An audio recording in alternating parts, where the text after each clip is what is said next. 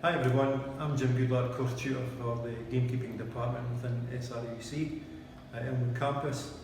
This is my colleague Rory Horn. Hi there, and I do the practical side, so you'll be out the doors with me. I'd now like to show you some of the gamekeeping resources at Elmwood. Welcome to our gamekeeping workshop. Let's now go and have a look at the larder.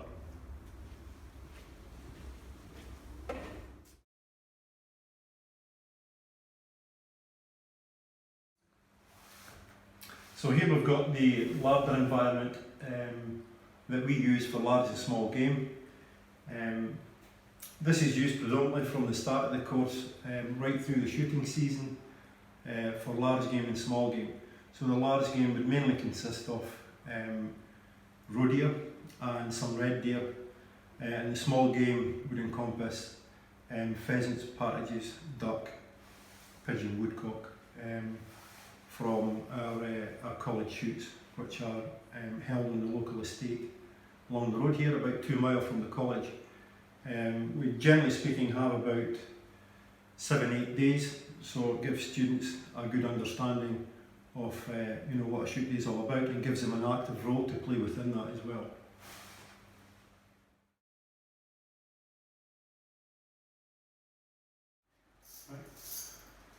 While students are undertaking activities within the game larder here, it's very important that we can give them a level of protection. So this is a PPE, the chainmail aprons and the plastic apron for keeping themselves clean. Obviously we don't want people working or students working on the ground, so we've got a nice deer trolley here, stainless steel, so it's very hygienic, along with gloves, bone saws and all the relevant tools for eviscerating large game. If we head into this compartment here, this is the basically chill store within the larder environment. So when large deer enter the premises here, they are, with the use of the winch, which is just outside the larder there, and then they're wheeled in along the rail and they're kept in here at a sustainable temperature. Sustainable temperatures are very, very important for foodstuff, and we can control that and keep any contamination to a very low level. This compartment here is a small game compartment. This is used, as I've suggested, for small games on the shoot days when the game have actually cooled along at the estate on the game racks. Students will bring that small game along here and it's placed in here for a period of time before it goes to the next stage of processing. As you can see inside, there is a circulation of air controlled by a fan, and what we do here is, you can see up here, the temperature inside here, which is critical for, again, for contamination routes and to keep bacteria to a very minimum. We can control the temperature within here through this apparatus here. Inside, you can see it's laid out with individual cut hooks. So it's very important when feathered game come in here that they are hung up appropriately and they don't touch one another. At this stage they've already been graded, so what we've got in here is a game that is deemed fit for human consumption and ready for the next stage. Another resource that we have within the workshop environment here is incubators. So we have quite a large one here. It's very fit for purpose. It looks an old machine, but generally speaking, does a fantastic job of hatching or helping out in the incubation process. So we have 2 types of incubator here. So this is a 30,000 egg capacity incubator here. We'll have another one across the way here. We'll show you that just in a minute or two. But the process here, during their coursework, students are actively involved getting nearer the end of their course. So basically from January time they will catch up wild stock. They will accommodate them in a laying field, providing with all the welfare issues. So students are solely responsible for that. Come April time, so springtime in the year, what will happen is these pheasants in turn, so they're well conditioned with their diet, and they will start to produce eggs. Students will collect them on a daily basis, wash them, store them appropriately in accordance with best practice. And then, generally speaking, by the first week in May, we are now starting to deposit eggs into the incubator here. The process being, students will then take each tray, they'll take a tray and they will deposit eggs in there. These trays are then put into the incubator. The incubator is controlled from this panel here, so it's not scientific, but it's very, very important that humidity and temperature are consistent all the way through this process. Eggs go in here. You can see there is colour coding, so there's red, blue and white, red, blue and white. It's very important that we follow that because that indicates the week, the certain week that the eggs were actually put into the incubator. Along with that, there are hatchery records, so students will also learn how to keep these hatchery records and ensure that the incubation process here has been followed as it should be to help in the development of that egg.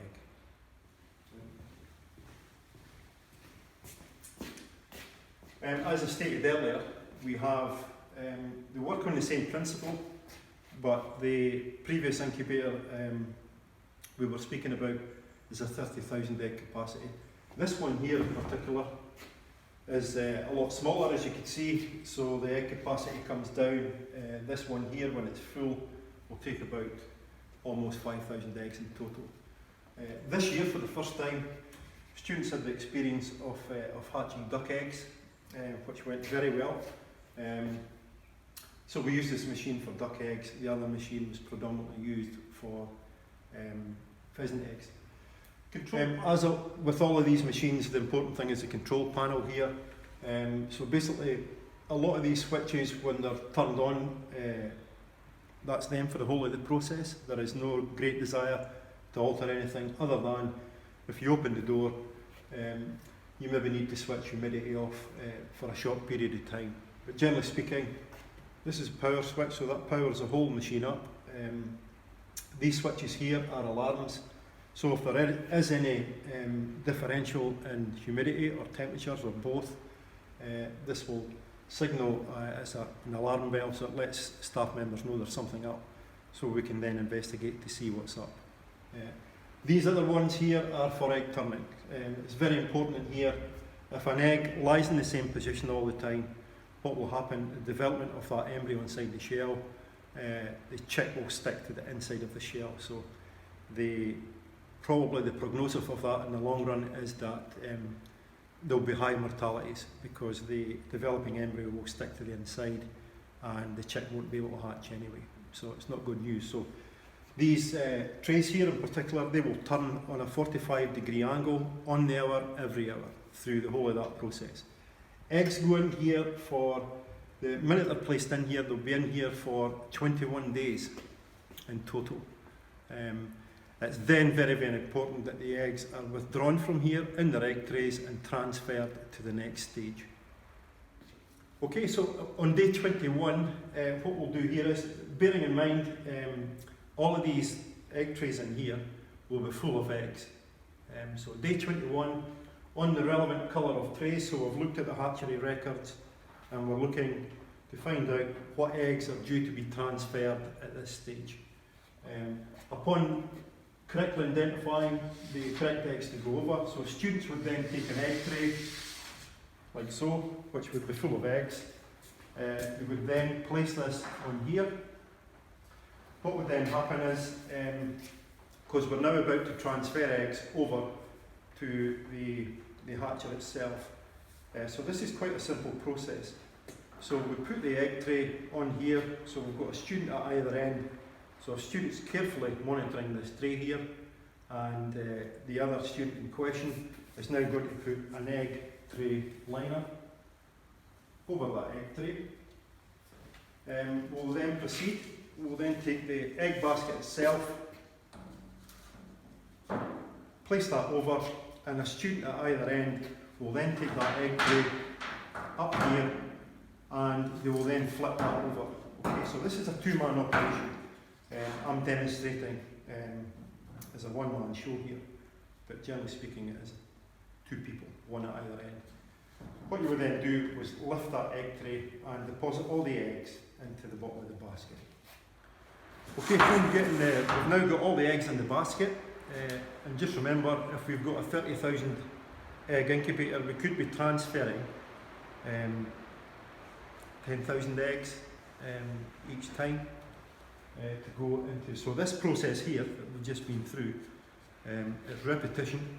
So students have got to do this until all the eggs are transferred, or all the eggs that need to be transferred are taken and deposited into the hatchery.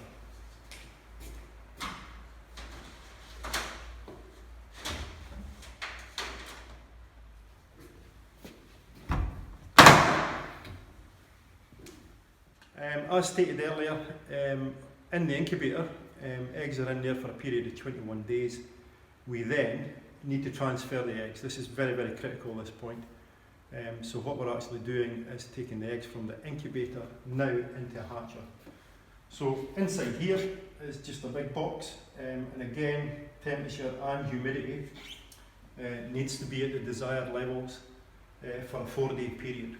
So what will happen is 21 days in the incubator, over to the hatcher, and after being in here a couple of days, you can actually hear the early ones starting to hatch. Here we go then.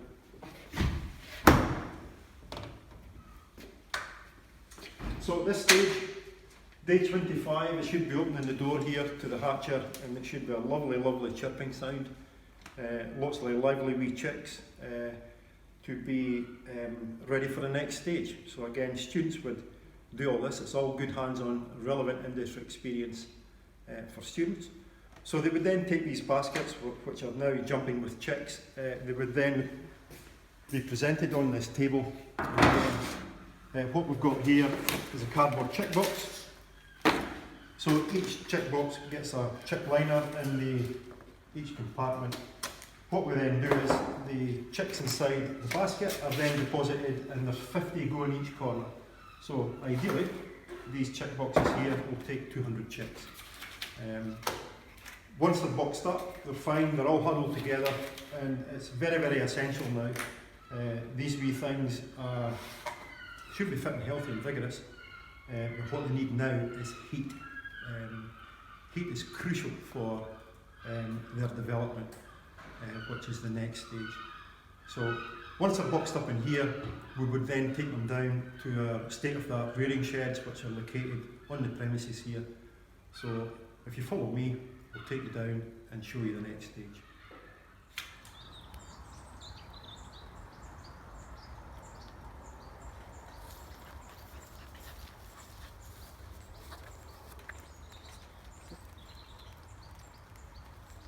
Once chicks have been boxed up, they're now ready to come to the rearing sheds. So I did state earlier about the necessity to have good welfare conditions, as in lots of heat, high protein diets, access to clean water, and being able to express themselves as a pheasant chick. So it's great growing conditions in here. They're in here in this shed here, so they get in here for about 2.5 to 3 weeks. They then start to grow on a little bit, and to my extreme left here, this is what we call the night arc. So they then get to access this through a tunnel, via tunnel here, into this next bit of accommodation, and that kind of acclimatises them to a wee bit more fresh air, so drops in temperature, so it starts to harden them off a wee bit from heat. Generally speaking, they would then go into grass runs, and they would be housed between here and the grass runs for about a 7-week period. By the time they're 7 weeks old, they've had a good growing period, they're fairly fit and healthy and vigorous, and after 7 weeks of age, we are then ready to move them on to the next stage of their life cycle, which is the release pens on the estate.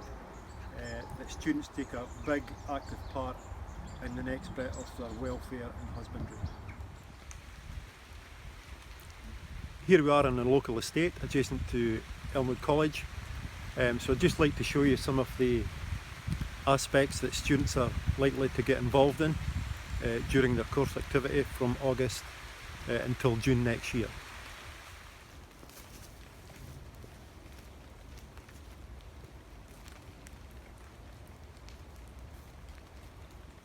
As you can see, there's quite a lot of young pheasant poults around. Part of the duties of students when attending college is the welfare of these young pheasant poults. What we've got is, this is what we call a Manola pheasant feeder. So this is just a weather shield on top, but inside is the content. So the contents inside, it's very important that this stays dry. And as you can see here, what we've got is a very, very high protein game bird pellet. This is essential for good growth in your young pheasant poults.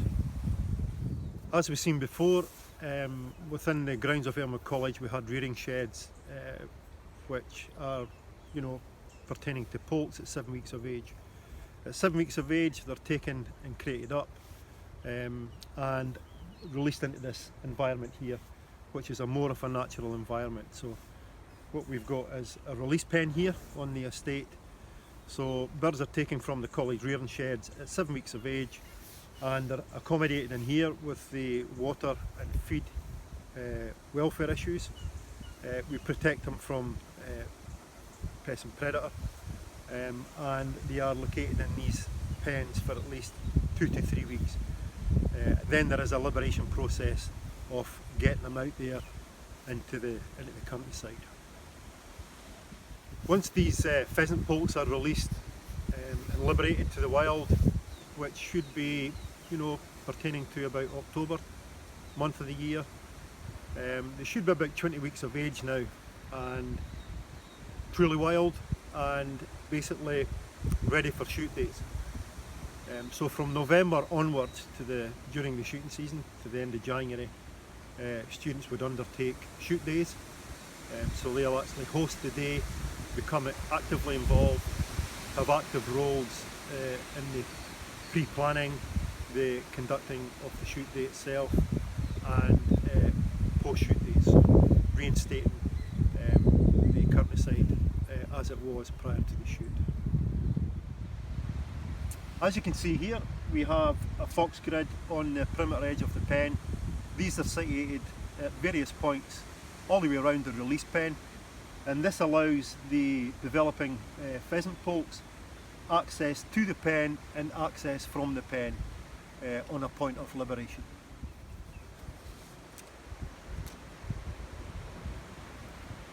Here we have an electric fence.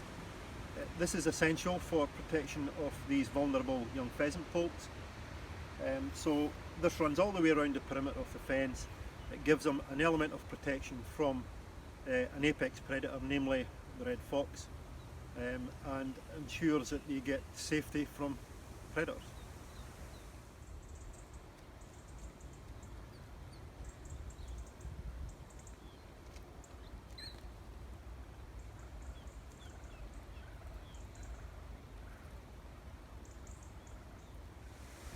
I'd just like to make mention of Rory, who you met earlier, our gamekeeping instructor.